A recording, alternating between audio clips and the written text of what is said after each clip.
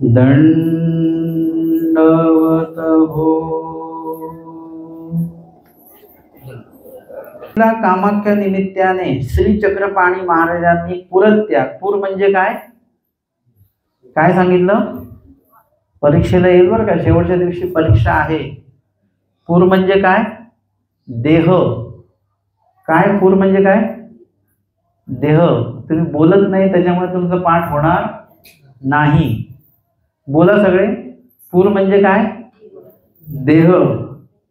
हे आता लहान मुलांना जर का आम्ही बोलायला लावलं तर ते पटापट उत्तर देतील, मोठे लोक उत्तर देत नाही। आता प्रवचन संपलं की तुमचं बोलणं सुरू होतं है ना, प्रवचन चालू असलं की तुम्ही एकदम चिडीचूप होऊन जाता। आपण तुम्ही जर का ते उच्चारण केलं तर तुम्हाला ते लक्षात राहील, तुम्ही बोललेच नाही काही तर तुमच्या लक्षात राहणार नाही।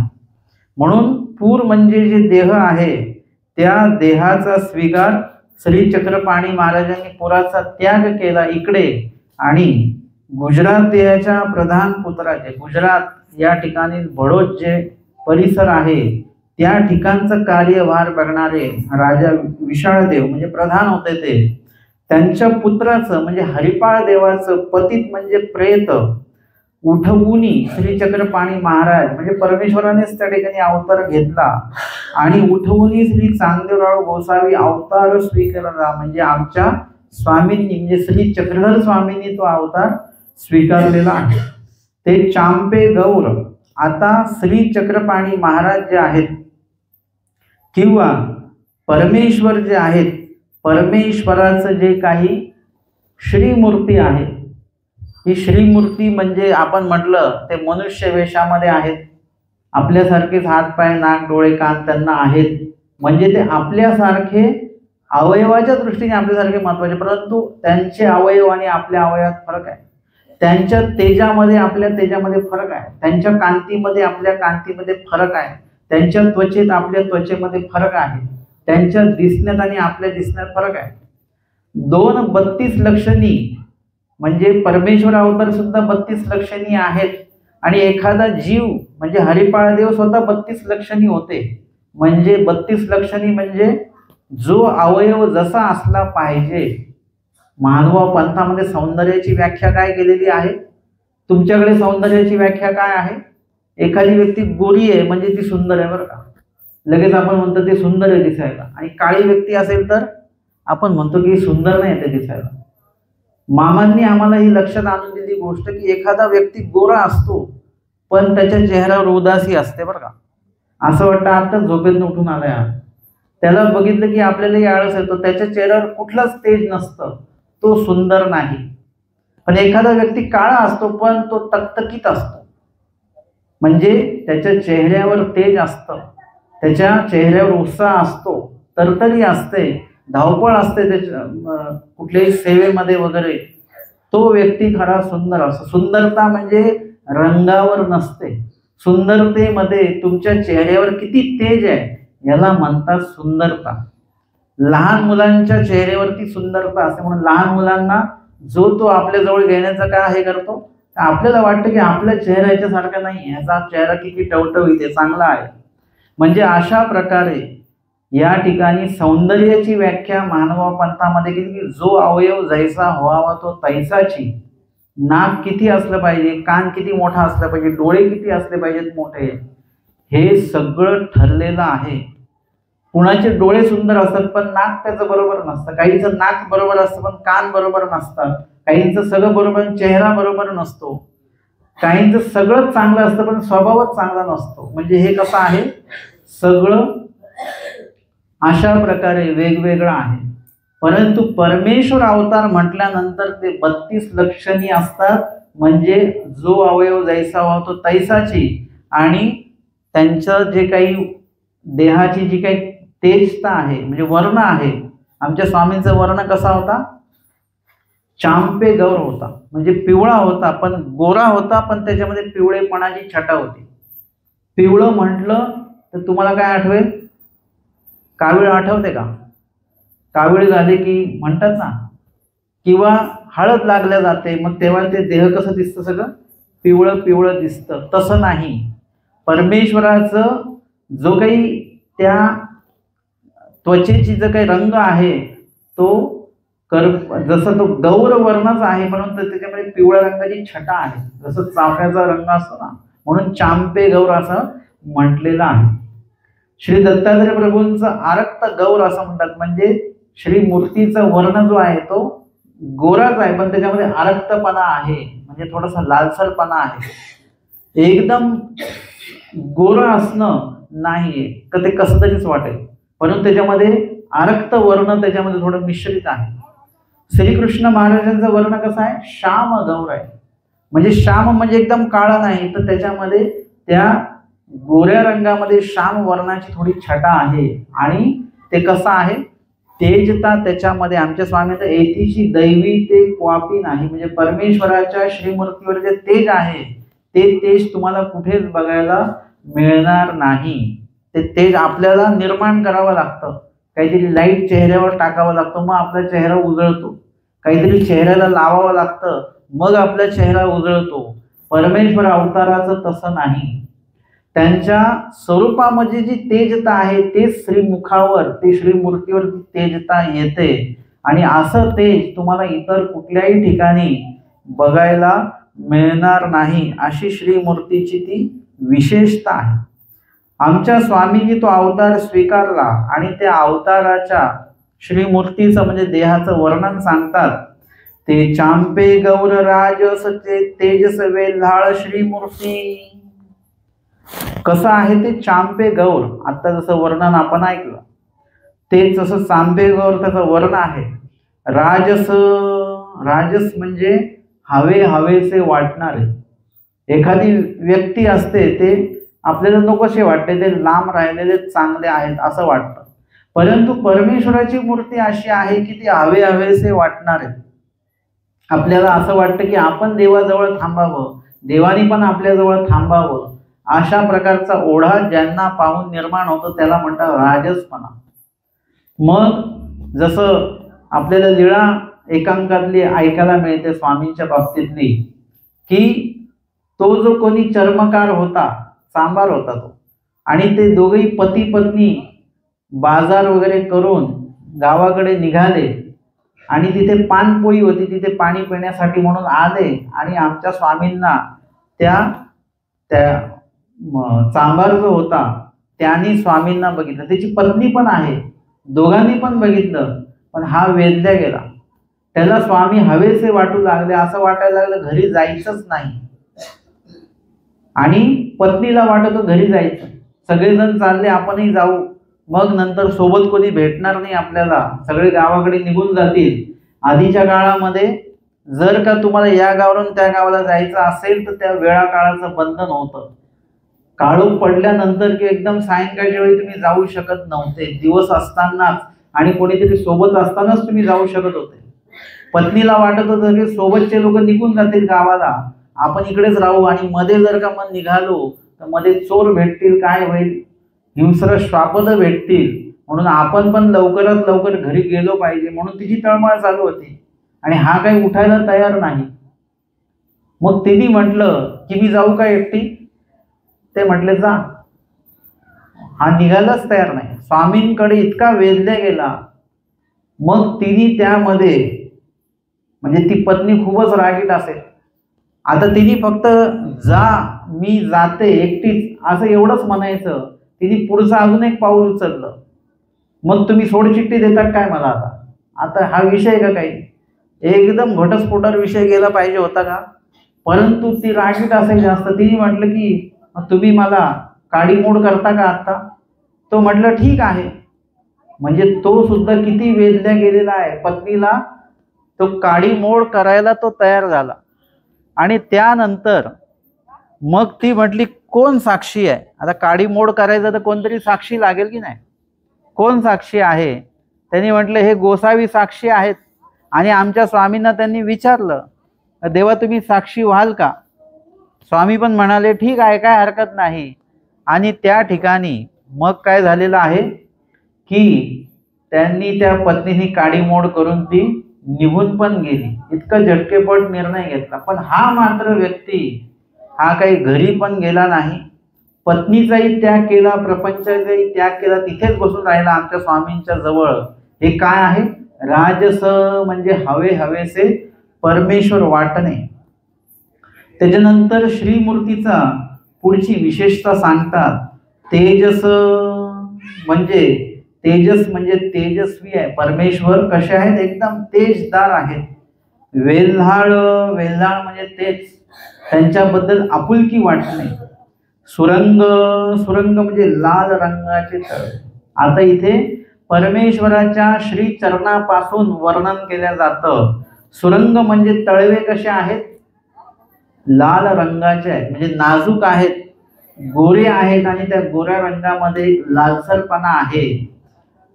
सुकुमार, सुरंग या शब्दाचा अर्थ चांगला रंग असलेले असाही होतो आणि लालसर असा पण होतो. सुकुमार, सुकुमार म्हणजे कोमळ आहेत. त्यांची जी त्वचा आहे परमेश्वराची, अवताराची किंवा श्रीमूर्तीची, ती कशी आहे? सुकुमार आहे. ध्वज, वज्र, अंबुज आणि त्या ते जे काही शुभचिन्ह असतात, ध्वज, वज्र आणि अंबुज, हे ते चिन्ह जे आहेत, ते चिन्ह त्यांच्या त्या तळपायावर आपल्याला इथे आहेत असं या ठिकाणी सांगितलेलं आहे.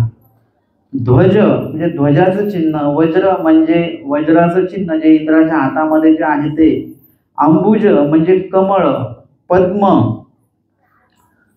म्हणजे अंबुज म्हणजे सुद्धा कमळ आणि पद्म म्हणजे सुद्धा कमळ.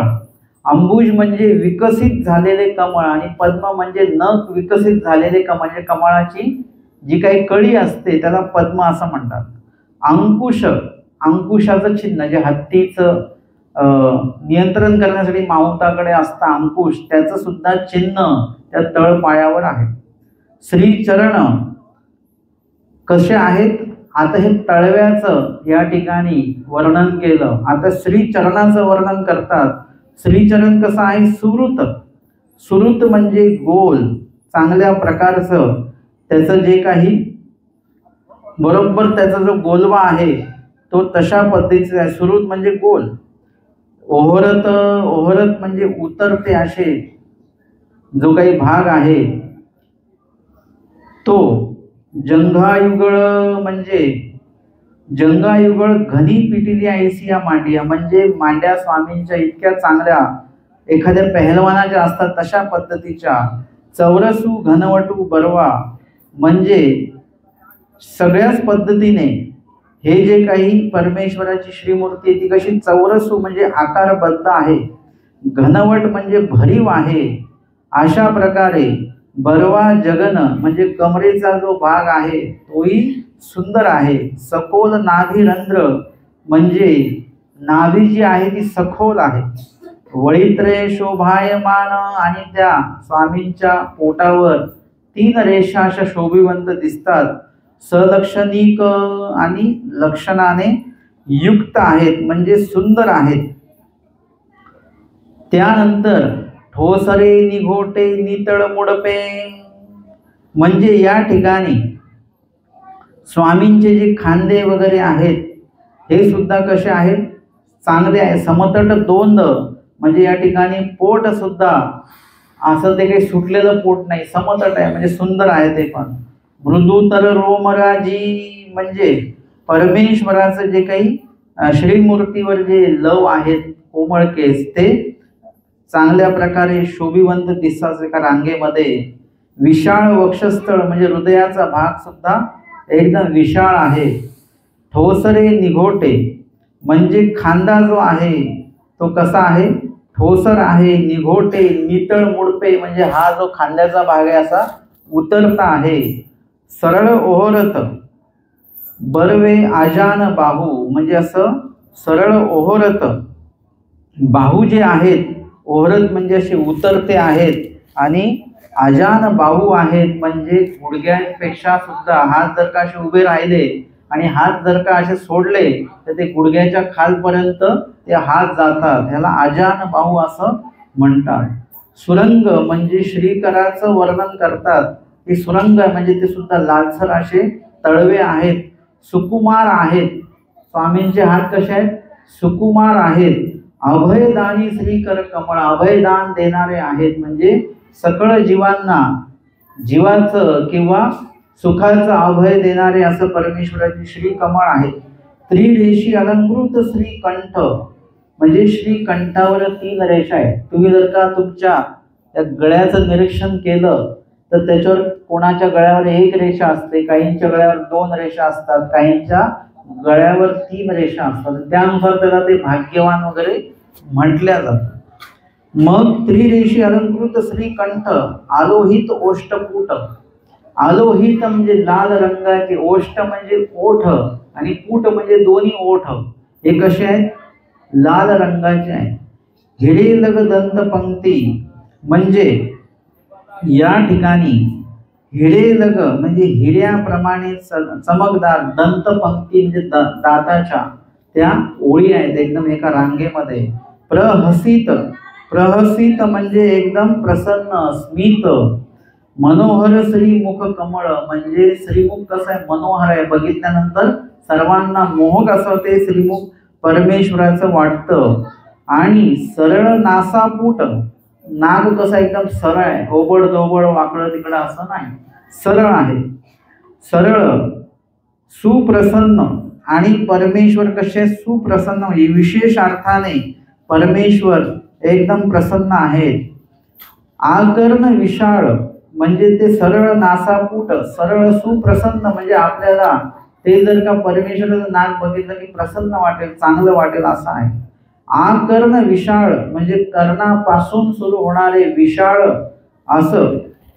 कृपालोचन म्हणजे परमेश्वराचे लोचन कसे आहेत? कृपेने युक्त आहेत, परंतु विशाळ म्हणजे ते जे डोळे आहेत चांगले सुंदर आहेत, एकदम बारीक वगैरे असे किंवा जाडे भरडे असे नाही, ते असे कानापासून सुरू होतात, त्याला म्हणतात. आणि पुढे सांगतात सुरेखा भवया. सुरेखा भवया जे आहेत ते मुळातच सुंदर आहेत.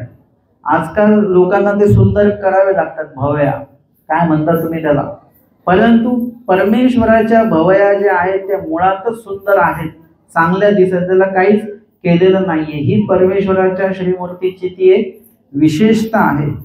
डावीये भवेवरी कांदी आणि डाव्या भवईवर कांदी आहे म्हणजे छोटीशी अशी जखमेसारखी ती कोण आहे? ते असं म्हटलं जातं की हरिपाळ देवाचा देह श्री चक्रधर स्वामींनी स्वीकारलेला आहे. तर हरिपाळ देव हे चांगले योद्धे होते, अनेक लढाया त्यांनी जिंकलेल्या होत्या आणि त्या एका लढाईमध्ये त्यांना इथे जखम झालेली होती असं म्हटलं जातं. किंवा आधीच्या काळामध्ये राजे लोक जे होते, राजकुमार समजा, ते काय करायचे, इथे थोडंसं कोरून घ्यायचे आणि त्याच्यामध्ये काहीतरी चमकणारं असं ते भरल्या जायचं, जे ते शोभून दिसायचं त्यांना. मग तशा प्रकारे काहीतरी ते केलेलं होतं, परंतु डावी भवेवरी ती कांदी होती म्हणजे ते जखमेचा तो सारखं ते होतं त्या ठिकाणी.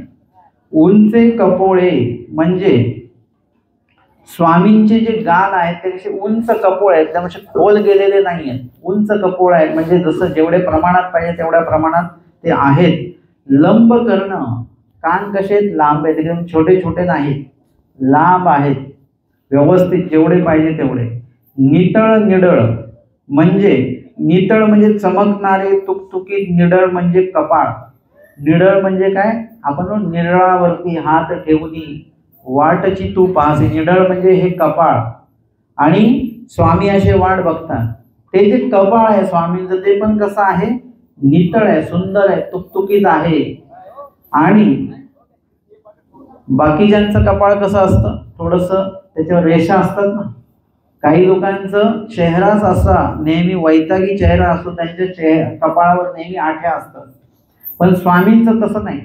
स्वामींचं श्रीमुखच प्रसन्न असल्यामुळे ते कपाळावर कुठल्याही प्रकारच्या आट्या वगैरे काही नाही, आड्या वगैरे काहीच नाहीये, सुंदर ते कपाळ आहे.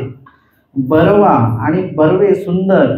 मनोहर श्री मुकुट, डोक्याचा भाग आहे तो सुद्धा सुंदर आहे. मनोहर म्हणजे बघितल्यानंतर छान वाटतं, मोहून जातो व्यक्ती.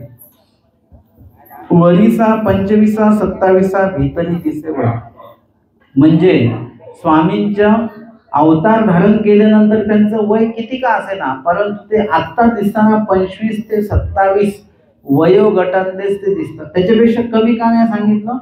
कारण की त्याच्यापेक्षा कमी म्हटल्यानंतर एखादा जीव एकदम पोरकड दिसतो, पण तो 25-27 मधला जी व्यक्ती असते ती म्हणजे समजदार पण असते आणि व्यक्तिमत्व त्याचं दिसणं असणं सुद्धा सुंदर असतं. आणि म्हणून वरीसा 25-27 भीतरी दिसे वय, अशा वयोगटातली ते श्रीमूर्ती दिसते आहे. भीत ऐशी सर्वांग सुंदर, अशा त्या श्रीमूर्तीचं वर्णन करतात. सर्वांग सुंदर आहे, कुठलाही अवयव जो आहे तो असुंदर आहे अशातला भाग नाही, सर्वांग सुंदर. लावण्य सौभाग्य आथिली श्री मूर्ती, लावण्य सौभाग्य हे महावाक्यामध्ये जे काही गुण सांगितलेले आहेत, महावाक्य जे गुणधर्म सांगितलेले आहेत, गुण किती सांगितले? 8 सांगितले. धर्म किती सांगितले? 6 सांगितले. तेही गुणधर्मी युक्त, म्हणजे 8 गुण असून अनंत गुण देवाकडे आहेत. 8 गुणांची नावं फक्त माहिती आहेत, अनंत गुण आहेत देवाकडे. 6 धर्म असून अजून धर्म परमेश्वराकडे आहेत, असे अनंत गुणधर्म परमेश्वराकडे आहेत. असे गुणधर्मी युक्त हे परमेश्वर आहेत. द्यूत क्रीडा निमित्त औदास्य स्वीकारू, आणि आमच्या स्वामींनी जसं द्यूत क्रीडेचं व्यसन हरिपाळा देवाला होतं, त्या द्यूत क्रीडेचं निमित्त केलं आणि मग औदास्य स्वीकारू उदास झाले. मुळात आमच्या स्वामींनी हरिपाळ देवाच्या देहात प्रवेश केलेला होता. त्यानंतर त्या राज्यामध्ये पण स्वामी राहू लागले, त्या महालामध्ये स्वामी राहू लागले, पण देवाला तिथे मात्र थांबायचं नव्हतं. परमेश्वराचा अवतार हे कुठले ऐश्वर्य भोगण्यासाठी म्हणून तो अवतार नसतो.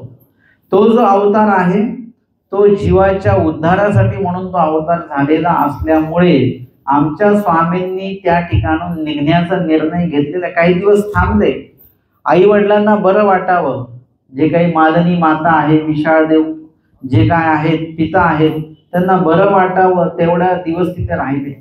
त्यांना विशिष्ट प्रकारे त्यांना सेवा घडावी म्हणून त्या ठिकाणी राहिले. आणि तिथून निघाल्यानंतर त्या मात्या पित्यांना आपुलकी जडल्यामुळे दुःख व्हावं आणि त्या दुःखामुळे त्यांचा अनंत कर्माचा नाश व्हावा आणि प्रेमोपायासारखी क्रिया त्यांना निष्पन्न व्हावी, यासाठी म्हणून स्वामी काही दिवस थांबले आणि मग तिथून निघण्याचा निर्णय घेतला. पण एकाएकी निघता येत नाही, काहीतरी बहाणा करावा लागेल आणि मग तिथून निघावं लागेल. जसं आपल्याला पोथीला यायचं नसेल, आता एकदम नाही म्हणता येत नाही, मग आपण काहीतरी कारण सांगतो आणि मग त्यानुसार मग आपण काय करतो? रद्द करतो येणं. तसं देवाला आता इथून जायचं आहे, मग काय करावं लागेल? द्यूत क्रीडेचं निमित्त स्वीकारलं आणि त्यानंतर त्याच्यात स्वामी हरले भरपूर. त्याच्यानंतर दागिने मागितले पत्नीकडे, तिने काही ते दिले नाहीत. मग स्वामी उदास झाले. हळूहळू एक एक पदार्थ त्यागत शेवटी ताक आणि भात एवढाच आहार त्यांनी ठेवलेला आहे कायम. आणि रामटेकला जाण्याचं निमित्त त्यांनी शोधलं. आई म्हणाली की मुलगा असंच अन्न पाण्याविना असंच त्याची प्रकृती कृश होऊन जाईल, त्याच्यापेक्षा तो म्हणतोय ते करा. विशाळदेवांना सांगितलं आणि मग त्यांची रामयात्रेची तयारी झाली. आणि अशा प्रकारे द्यूत क्रीडा निमित्त औदास्य स्वीकारून स्वामी तिथून निघाले आणि रुद्रपुरी श्री प्रभूंची या प्रवृत्ती तृतीय कारण रांधवनहाटी शिंगुळे बुडडे निमित्ते उभय शक्तीचा स्वीकार स्वामींनी त्या ठिकाणी केला. आपण रुद्रपूरला गेल्यानंतर शक्ती स्वीकाराचं स्थान वंदन आपण करत असतो आणि त्या ठिकाणी रांधवनहाटी म्हणजे जे काही रांधल्या जातं. आता इथे हा शब्दप्रयोग आहे की माहिती नाही, पण खानदेशमध्ये रांधणं असं म्हणतात. मग रांधणं म्हणजे स्वयंपाक बनवणं किंवा पदार्थ तयार करणं, याला रांधणे असं म्हणतात. आणि रांधवन हाट म्हणजे बाजार, ज्याला खाऊ गल्ली किंवा खाऊ बाजार म्हणतो ना, की जिथे गेल्यानंतर रस्त्याच्या दोन्ही बाजूला काहीतरी खाद्याची दुकानं आहेत वगैरे, जिथे खाद्य पदार्थ मिळतात, मिठाईची दुकानं असतील, भेळची दुकानं असतील वगैरे वगैरे, जे काही असेल हे दोन्ही रस्त्याच्या बाजूने याला हाटवटी असं म्हणतात. जसं भाजीचं असेल त्याला भाजी मंडी असं म्हणतात. जर का दागिन्याचं असेल त्याला सराफ गल्ली असं म्हणतात. आणि जिथे अशा प्रकारचे पदार्थांची निर्मिती होते खाण्यापिण्याच्या पदार्थांनी त्याला रांदवन हाट असं म्हटलं जातं. त्या रांदवन हाटामध्ये श्री प्रभू गोविंद प्रभू हे त्या ठिकाणी शेंगुळे आणि बुडडे, शेंगुळे म्हणजे गोड शेव असते असा तो एक संभावना व्यक्त केल्या गेलेली, गोड शेव, आणि बुडडे म्हणजे जे गुलगुले असतात गोड भजे, ते असे दोन्ही पदार्थांचं सेवन श्री प्रभू करत होते. आणि ते करत असताना आमचे स्वामी तिथे आलेले आहेत. श्री गोविंद प्रभूंनी श्री चक्रधर स्वामींना पाहिलं आणि त्यांच्याकडे प्रसाद म्हणून ते शेंगुळे बुडडे त्यांच्याकडे असे ते फेकलेले आहेत त्यांच्या दिशेने. आमच्या श्री चक्रधर स्वामींनी ते शेंगुळे बुडडे झेलले आणि त्याचे ग्रहण केले, प्रसन्न होऊन ते दिलेले ते आमच्या स्वामींनी प्रसन्नतेने स्वीकार केले. आणि श्री गोविंद प्रभू आमच्या स्वामींना म्हणतात, जाय मेली चकड्या होय. म्हणजे तिथून चक्रधर स्वामी हे जे नाम जे आहे ते श्री गोविंद प्रभूंनी आमच्या स्वामींना प्रदान केलेलं आहे. तिथून पुढे आमच्या स्वामींनी आपला अवतार कार्य जे आहे ते अवतार कार्याचा आरंभ केलेला आहे. आणि म्हणून येत संपूर्ण अवतारू परमेश्वर श्री चक्रधर स्वामी उभयदृश्य अवतार आहे. अशा प्रकारे पूर्वीची या 5 लीळा आठवावी या, म्हणजे ज्या काही महत्वपूर्ण लीळा आहेत उदास्य स्वीकाराची किंवा अवतार धारण त्या ठिकाणी केलेला आहे ते असेल, किंवा पुढे अवस्था स्वीकार वगैरे जे काय आहे, आणि अवतार कार्य म्हटलं त्यांनी जे जे काही केलेलं आहे सर्व आता आपल्याला आठवायचं आहे. अवस्था स्वीकारे कांतीये गमन, अवस्था स्वीकार ज्ञान झाल्यानंतर म्हणजे ज्ञानशक्तीचा स्वीकार केला. आता इथे मी मगाशीच सांगितलं परमेश्वर अवताराला काही ज्ञान वगैरे स्वीकारायची काही गरज नाही, परमेश्वराचं मूळ स्वरूपच ज्ञानमय असल्यामुळे. परंतु इथे निमित्त आम्हाला दाखवलं, गुरु परंपरा आम्हाला दाखवलेली आहे. वाचून कुणीही अवतार कुणाचे गुरु नाहीत, कारण की ते एकाच परमेश्वराचे अवतार आहेत. 5ही अवतारांमध्ये अनंत अवतारांमध्ये एकच स्वरूप आहे, त्याच्यामध्ये कोणी लहान मोठं वगैरे काही नाही. फक्त तुम्हाला आम्हाला ती गुरु परंपरा लक्षात यावी, किंवा ते कार्य इथून सुरू झालेलं आहे अवताराचं हे आम्हाला लक्षात यावं म्हणून आमच्या स्वामींनी हे सगळं आम्हाला किंवा परमेश्वर अवतारांनी आम्हाला हे सगळं दाखवलेलं आहे, दर्शवलेलं आहे. अशा प्रकारे आमचे स्वामी शक्ती स्वीकारानंतर काय आहे, ज्ञान झाल्यानंतर वैराग्य निर्माण झालं पाहिजे. ज्ञानाचे कार्य आहे जे ज्ञानापाठी वैराग्य उपजे, ते कार्य ज्ञानाचं कार्य म्हणजे वैराग्य त्या ठिकाणी उत्पन्न झालं. आणि आमचे स्वामी कुठे गेलेले आहेत, सालबर्डीला गेलेले आहेत. सालबर्डीला किती वर्ष होते, 12 वर्ष स्वामी त्या भागामध्ये होते. आणि तिथून मग ते अवतार कार्य करत करत मग पुढे आमचे स्वामी प्रतिष्ठान म्हणजे पैठणला गेलेले आहेत. तिथे प्रथम बाईसा भेटल्या. तोपर्यंत आमच्या स्वामींचा काळ जो एकांक काळ सुरू होता. बाईसा भेटल्या, तिथून पूर्वार्ध काळ सुरू झाला आणि भटोबासांचं अनुसरण झालं. तिथून उत्तरार्ध काळ जो आहे तो लीळाचरित्रामध्ये किंवा स्वामींचा तो सुरू झालेला आहे. बाईसांची आणि स्वामींची भेटी झाली पैठणला. निर्गुण प्रेमदान असं उत्तम असं जे साधन आहे प्रेमदान, ते प्रेमदान बाईसांना दिल्या गेलं.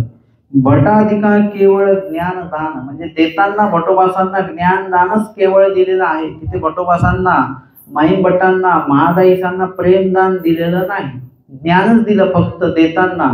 परंतु त्यांनी काय केलेलं आहे, ओलेनी गुणे आचार करून श्री चक्रधर स्वामींनी दिलेल्या ज्ञानाचं ओलेनी गुणे त्यांनी आचरण करून प्रेमपद प्राप्त करून घेतलेलं आहे. अनियत अवस्थान, श्री चक्रधर स्वामींचं अवस्थान एका ठिकाणी नव्हतं, अनियत अवस्थान होतं. आज या गावाला उद्या त्या गावाला असं सकळ जीवांचं, कणवेच्या जीवांचं शोध घेत घेत या गावोनी गावा आमचे स्वामी बीजे करत होते. भिक्षू वेशे उभय गंगा तरी क्रीडा, वेश कुठला होता स्वामींचा, भिक्षू वेश होता म्हणजे संन्यास वेश होता. जसं आपला जो वेश असला पाहिजे, तुम्हाला जर का संन्यास आयुष्य जर का जगायचं असेल तर तुमचा वेश सुद्धा संन्यासी असला पाहिजे. जसं एखाद्याला ते मुलांचं शाळेमध्ये असतं ना काही नाटक वगैरे, मग त्याला जर का राजा करायचा असला त्याला असं पॅन्ट शर्टवर पाठवू शकता का तुम्ही? नाही, त्याला राजा व्हायचं तर त्याला ते राजाचेच वस्त्र घातले पाहिजे, त्याला ते पगडी वगैरे मुकुट सगळंच राजासारखा वेश असला पाहिजे. मग त्याला जर का अजून काही तयार करायचं असेल, कृष्ण बनवायचा असेल, कृष्णासारखी वेशभूषा तयार करावी लागते. म्हणजे त्या वेशाला किती महत्व आहे हे लक्षात घ्या. तुम्हाला काय व्हायचं आहे तो वेश तुम्हाला स्वीकार करावा लागतो. ज्यांना गुंड व्हायचं आहे, चोर व्हायचंय, तर चोरांचा पण वेश आहे बरं का, त्यांची पण विशिष्ट पद्धतीचा वेश असतो त्यांना तशा पद्धतीने राहावं लागतं. मग एखाद्याला पोलीस व्हायचं असेल तर पोलिसांचा वेश असतो, डॉक्टर व्हायचं तर डॉक्टरांचा वेश असतो. आपल्याला जर का भिक्षुक व्हायचं असेल तर कुठला वेश स्वीकारावा लागेल? भिक्षुक वेश, संन्यास वेश तो स्वीकारायला लागेल. आता मी जर का वेगळ्या वेशात आलो तर तुम्ही साधू म्हणाल का? मला साधूच्याच वेशामध्ये यावं लागेल तरच तुम्ही मला साधू म्हणाल. तसं आमच्या स्वामींनी भिक्षू वेश म्हणजे सर्व निरालंबी आयुष्य कसं जगता येईल साधकाला, ते आयुष्य आमच्या स्वामींनी त्यांना दाखवलेलं आहे. एरवी परमेश्वराला असा काही वेश स्वीकारायची गरज नाही आहे, पण जीवाने भविष्य काळामध्ये कशा प्रकारचं आचरण करावं ते सर्व आचरण देवाने करून दाखवलं. तुम्ही आम्ही म्हटलो असतो हे देवाने शब्दरूपाने सांगितलं, पण आचरण हे शक्य नाही असं आपण म्हटलो असतो. परंतु देवाने ते आचरण दाखवलं की हे सांगणंही शक्य आहे, हे आचरण सुद्धा शक्य आहे. म्हणून अनेक जीवांनी अशा प्रकारचं आचरण आधी पण केलं, आताही काही जीव जे आहेत त्या ज्ञानानुसार आचरण करणारे आहेत आणि पुढेही अनंत जीव असे होणार आहेत. कारण की देवाने सांगितलं अनंत उद्धरिले, म्हणजे अनंत उद्धरिले म्हणजे भूतकाळ झाला, म्हणजे अनंत लोकांनी ते आचार केलेला आहे. अनंत उद्धरिजती असती म्हणजे अनंत जीवांचा उद्धार आता सुरू आहे, म्हणजे अनंत जीव तशा प्रकारचं आचरण करत आहेत आणि अनंत जीवांचा उद्धार अजून पुढे होणार आहे, म्हणजे अनंत जीव पुढे आचरण करणार आहेत. ज्याचा अधिकार असेल ते आचरण करणार आहेत. आणि म्हणून असा जो वेश आहे भिक्षू वेश आमच्या स्वामींनी स्वीकारलेला आहे. गंगातीरी क्रीडा म्हणजे गंगातीर स्वामींनी निवडलेला आहे. त्याच भागामध्ये कर्मकांड अंधश्रद्धात्मक गोष्टी जास्त आहेत. म्हणजे आपल्याला कुठल्याही क्रिया करायच्या असल्या पूजनादी वगैरे तर नदीचा आश्रय घेतला जातो, त्या ठिकाणी भजन पूजन वगैरे काय काय विधी विधान केले जातात. म्हणून त्याच भागामध्ये तो परिसर जो आहे तो अंधश्रद्धेने बरबडलेला आहे आणि त्या ठिकाणी खऱ्या अर्थाने ज्ञान देऊन तिथल्या लोकांना अंधश्रद्धा मुक्त करणं, कर्मकांडांच्या वेगळं करणं हे उद्दिष्ट स्वामींनी पुढे आपलं सुरू ठेवलं. आणि गंगाधरी स्वामींनी क्रीडा केल्या, अनंत चरित्रे केली, अनंत लीळा केली, अनंत जीवाते उद्धरिले. तया श्री चांदराळू गोसावी यांचे चरण शरण. त्या श्री चक्रधर स्वामींच्या चरणी मी शरण आहे.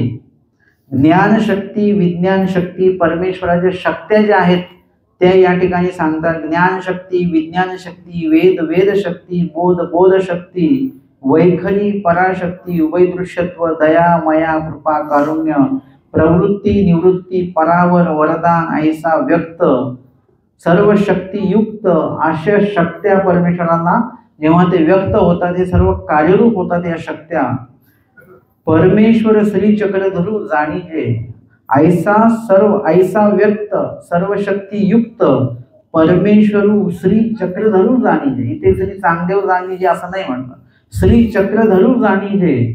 याते मूर्ती ज्ञान बोलीजे म्हणजे परमेश्वराच्या सर्व शक्त्यांचं आकलन तुम्हाला झालं पाहिजे. कुठल्या वेळेमध्ये कुठली शक्ती कार्यरूप आहे हे आपल्याला लक्षात आलं पाहिजे. जसं दया म्हणजे सगळं दुःखापासून परमेश्वर सोडवितात, सगळं दुःखापासून मुक्त करतात त्या जीवाला. हे जर का आपण त्या वसोची लीळा बघितली की त्या वसोचे चारही पाय बांधलेले होते, 2-3 दिवस त्याला अन्न पाणी काहीच नाही आणि जिथे पायाला बांधले तिथेही जखमा झालेल्या होत्या. बटोबास म्हणतात देवा ह्याला आम्ही मुक्त करू का, सोडवू का याला? जर का यांनी जर का पाणी नाही पिलं तर कदाचित तो मरेल, याला कोणी सोडवणार नाही. आमचे स्वामी काहीच म्हणत नाही. परत बटोबास विनंती करतात आणि आमचे स्वामी दयाळू आहेत. परंतु त्या बैलाने जे काही कार्य केलेले होते गावामध्ये, काय केलेलं, लहान मुलं काही, म्हातारा माणूस काही बघायचं, सगळ्यांना इजा पोहोचवण्याचं काम त्या बैलाने केलेलं. लहान मुलं सुद्धा तो सोडत नव्हता. याच्यामुळे गावातले लोक त्रस्त झाले आणि त्यांनी काय केलं, मारून नाही टाकलं, त्याला बांधून ठेवलं, त्याला त्याची शिक्षा झाली पाहिजे म्हणून. आणि अशा प्रकारचं कुकृत्य त्या बैलाने केलं होतं म्हणून देवाला आमच्या त्याची आधी दया आली नाही, परंतु परत विनंती केली.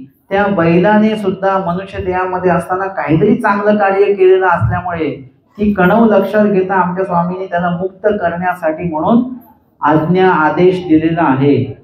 एरवी परमेश्वर जे आहे कुठल्याही जीवाला दुःखामध्ये टाकत नसतात. देव परमेश्वर त्या जीवाला दुःखापासून मुक्तच करत असतात आणि म्हणून परमेश्वराचं ते कार्य जे आहे ते आपल्याला त्या लीळेतनं बघायला मिळतं. आणि ती लीळा वाचताना आपल्या त्या शक्तीचं झालं पाहिजे. बाईसांना प्रेमदान दिलं म्हणजे तिथे दया, मया, कृपा आणि करुणा, मग त्याच्यामध्ये करुणा गुणाचं कार्य आपल्याला दिसतं.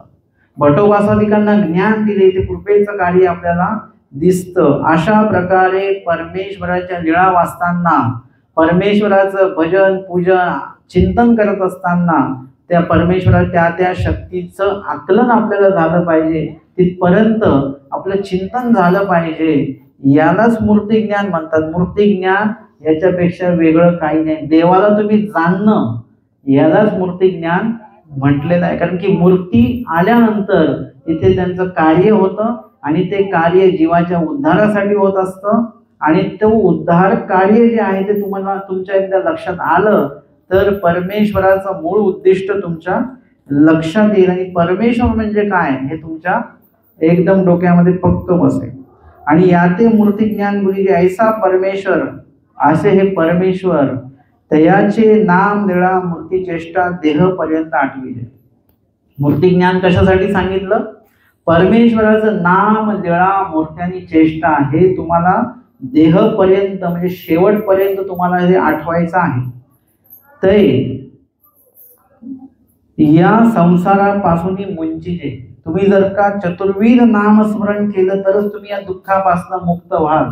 अन्यथा तुम्ही नुसतं नाम जप केल्याने तुम्ही दुःखापासून मुक्त होणार नाही. चतुर्विध दुःखेसी चतुर्विध स्मरण जर का केलं तरी या संसारापासून मुंचिजे, तरच तुम्ही या दुःखापासून मुक्त व्हाल. कोरडे आठविजे तरी मोक्ष होय. कोरडेनी गुणे जर का आठवण केली तर मोक्ष होईल, परंतु ओलेनी गुणे आरतीपूर्वक नातेची आरतीपूर्वक आठविली तरी प्रेम होय. आणि अर्थपूर्वक जर का आठवण केली आपण तर आपल्याला प्रेमच होईल. अन्यथा ज्ञान साधनच प्राप्त होईल, पण आपल्याला ज्ञान साधनासोबत प्रेम साधनही प्राप्त झालं पाहिजे. म्हणून आवडी आणि ओले गुणाने अर्थपूर्वक तुम्ही देवाच्या संपर्कामध्ये आले पाहिजे. तुम्ही निरूपणाला येता, आता हे ठेवलेलं आहे निरूपण म्हणून आता जावंच लागेल, निरोप दिलाय म्हणून जावंच लागेल म्हणून यायचं नाही. यायचं तर कसं यायचं? आवडीपूर्वक यायचं.